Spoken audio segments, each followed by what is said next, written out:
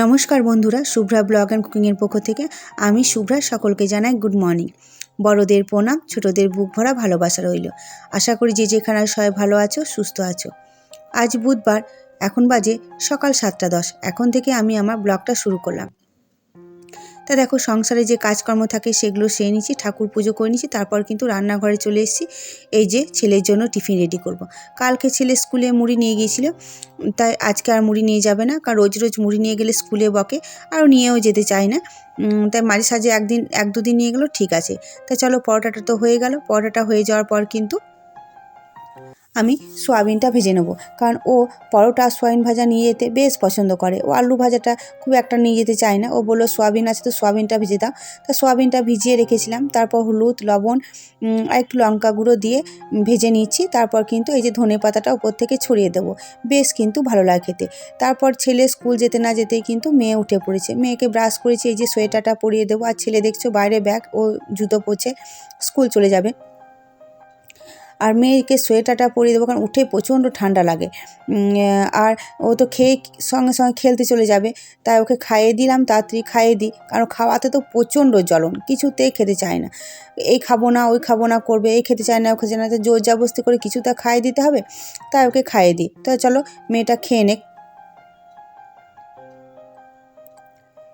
এদিকে দেখো, মেয়ের খাওয়া হয়ে গেছে, দিয়ে ক্যামেরাটা আমি অন করেছি, দেখছে যে দেখো আমার সঙ্গে দুষ্টুমি করছে। তা ও তো খেয়ে এবার বেড়াতে চলে যাবে। আর এদিকে দেখো, পুরো একদম পাহাড় পর্বত স্তূপ, মানে কতদিন কাজে জামা কাপড় জড়ো হয়ে আছে তার ঠিক নেই। একটা করে পরা, একটা করে ছাড়া। সে ননদের বাড়ি নবান্ন করতে গিয়েছিলাম, তখন থেকে কিন্তু এই জামা কাপড়গুলো সব জড়ো হয়ে আছে, ওপরে নিচে দেখতে পাচ্ছ সমস্ত। এগুলো কিন্তু একদম ভরা হচ্ছে না, আজ কিন্তু ভরবো।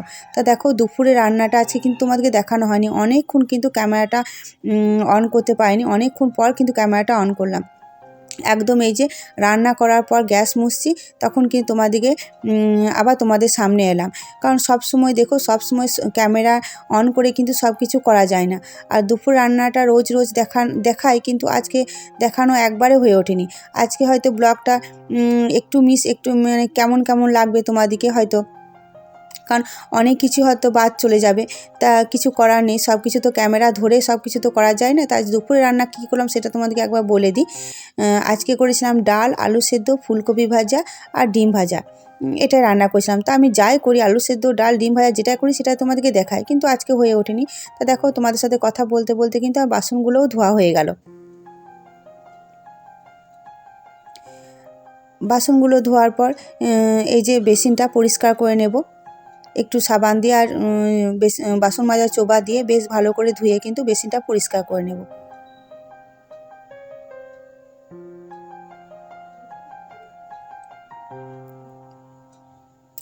এই যে বেসিনটা পরিষ্কার করা হয়ে গেল। তারপর এখন বিকেলবেলা খেয়েছি, দুপুরে খেয়েছি, একটু রেস্ট নিয়েছি, সেটাও তোমাদেরকে কিন্তু দেখানো হয়নি। দুপুরে খাওয়াটা তোমাদেরকে দেখায়, অনেক সময় দেখায়, কিন্তু আজকে দেখানো হয়নি। ওই যে বললাম, সবসময় ক্যামেরাটা অন করে সব কিছু করা যায় না। আর আজকে সত্যি কথা, আজকে খুবই একটু ব্যস্ত ছিলাম বলে ক্যামেরা ধরে সবটা তোমাদের সাথে দেখানো হয়নি, কিন্তু কিছু করার নেই, সব দিন তো সবারই সমান যায় না, তাই না? তাই ঘুম থেকে উঠে চুলটাকে আঁচড়ে নিলাম, তারপর যে সিঁদুরটা ঠিকিয়ে নেব। আর দেখবে, দুপুরবেলায় যদি একটু খাওয়া দাওয়া ঢাকা নিয়ে শীতকালে দেখবে ঢাকা নিয়ে শুয়ে যদি ঘুম থেকে ওঠে না, খুব ঠান্ডা লাগে, প্রচণ্ড ঠান্ডা লাগে, উঠে কিন্তু প্রচণ্ড কাঁপিয়ে দেয়। তাই চাদরটা ঢাকা নিয়ে নিলাম। তারপর এই যে বলেছিলাম সকাল দিকে যে একদম জামা কাপড়ে পাহাড়ে স্তূপ হয়ে আছে, এগুলো আজকে গোছাবো। তাই ভেবেছি চলো আজকে ঝটপট করে, যেহেতু ছেলে স্কুল থেকে এসে খেলতে চলে গিয়েছে, মেয়ে নেই, এই ফাঁকে কিন্তু গুছিয়ে নিই, এই একটাই সময়। আর কি বলতো, সংসারে একটা না, মানে মাথার উপরে একটা লোকের খুব দরকার। আমার বাড়িতে মানে কেউ নেই তো, আমি একা থাকি, কেউ কিছু বলার নেই, মানে যখন খুশি করলেই হবে, কেউ কিছু বলার নেই বলে কিন্তু এই কাজগুলো জমে থাকে, পড়ে থাকে। আর এদিকে চাদর নিয়ে কিন্তু কোনো কাজ করা হয় না, তাই চাদরটাকে পাশে রেখে দিলাম। আর প্রচুর জামা কাপড়, পুরনো নতুন সমস্ত কিন্তু জামা কাপড়গুলো পরে আছে। ঘরে যদি একটা মানে লোক থাকে না, তাহলে কি বলো তো, মানে কি বলবে না বলবে সব সময় সব কিছু গুছিয়ে রাখা হয়। আর এই ঘরে একা থাকি তো বলে বেশি কুঁড়ে হয়েছি, প্রচণ্ড কুঁড়ে, মানে এই করব বলে কিন্তু করা হয় না। তা চলো ঝটপট করে কাপড়গুলো গুছিয়ে রাখি। আজকে ফাঁকা টাইম পেয়েছি, কারণ আজকে ভেবেছিলাম আজকে যত হোক এগুলো আগে গোছাবোই।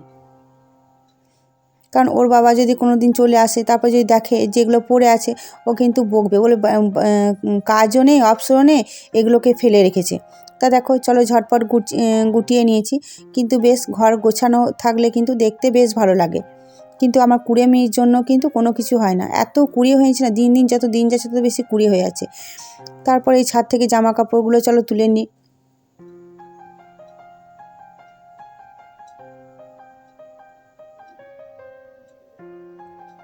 আজকে বেশ রোদ করেছিল, জামা কাপড়গুলো বেশ শুকিয়ে গিয়েছে। অন্যান্য দিন কি হয়, জামা কাপড়গুলো একটু ভিজে থাকে। ক্লিপটা রেখে দিলাম। তারপর নিচেতে নেমে এসে দুধটা এই যে গরম করব। দুধ গরম বসিয়ে দিয়েছি, কারণ মেয়ে ফিরে এসে তো ও তো খাবে। তা দুধটা দেখো গরম বসিয়ে দিয়েছে, দুধটা ফুটুক।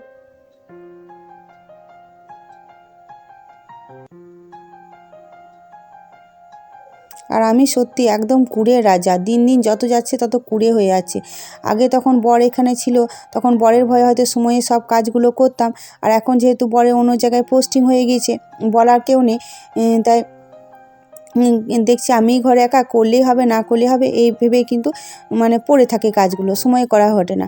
আর দেখো তোমাদেরকে কয়েকদিন ধরে বলছিলাম যে আমার টাইম করলে একবারেই জল পড়ে না, তাই পাশের বাড়ি দাদাটাকে ডেকে নিলাম। ঘরে কী বলতো, ঘরে একটা ছেলেরও খুব দরকার। ঘরে যদি ছেলে না থাকে না, খুব অসুবিধা। এই বর থাকে না, দেখে ওকে ডেকে কিন্তু এই ব্যবস্থাগুলো করাতে হয়। কিন্তু আমাকে তো ব্যবস্থা করাতে হবে। ওই দাদাটাকে বললাম জল নেবার মতো আমাকে ব্যবস্থাটা করে দাও, তারপরে ভাইকে রেখে পরে একটা ব্যবস্থা করব।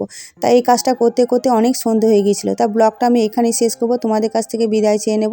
আর খুব একটা বাড়াবো না, কারণ অনেকটাই সন্ধে হয়ে গিয়েছিল। তা আশা করি আজকে ব্লগটা তোমাদের ভালো লাগবে। অনেক কিছুই মিসিং লাগবে, কিন্তু কিছু করার নেই, সব দিন তো সমান যায় না। আর তোমরা আমাকে এত ভালোবাসো, আশা করি কষ্ট করে সব কিছু দেখে নেবে, বুঝবে, আমার কথাটা বুঝবে। তাই চলো সবাই ভালো থেকো, সুস্থ থেকো, দেখা হবে পরে একটি ব্লগে। আর এই দাদাটা পাশের বাড়ি থাকে তো অনেক উপকার করে, ডাকলে হাগলে বেশ ডাকে। তা চলো আর বেশি বাড়াচ্ছি না, টাটা, গুড বাই।